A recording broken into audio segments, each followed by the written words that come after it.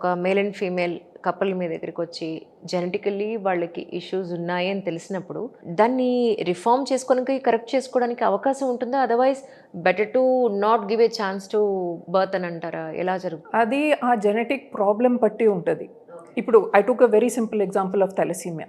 ఇప్పుడు if one of the parents is a carrier and the other person, that is in case మదర్‌కి ఆ carrier status ఉంది, ఫాదర్‌కి అన్నీ నార్మల్ ఉన్నాయి. So in that case at the most బేబీకి ఈ మదర్‌ది జీన్స్ వస్తుంది, but baby will have a trait.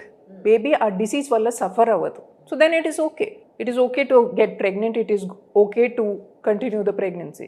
But if mother, father, ఇద్దరిది carriers ఉంది and baby gets both abnormal genes, అప్పుడు it means baby is going to suffer from the condition.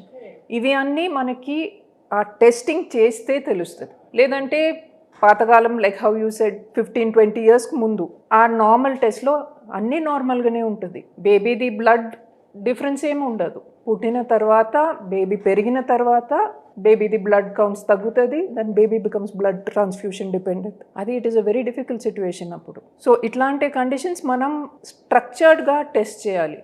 ఇంకా ఒక example మీరు చెప్పినారు, if previous baby had a problem or ఫ్యామిలీలో ఏదైనా abnormality ఉంది అంటే, ఫస్ట్ థింగ్ ఈజ్ అబ్నార్మాలిటీ మనం సరిగా అండర్స్టాండ్ చేయాలి.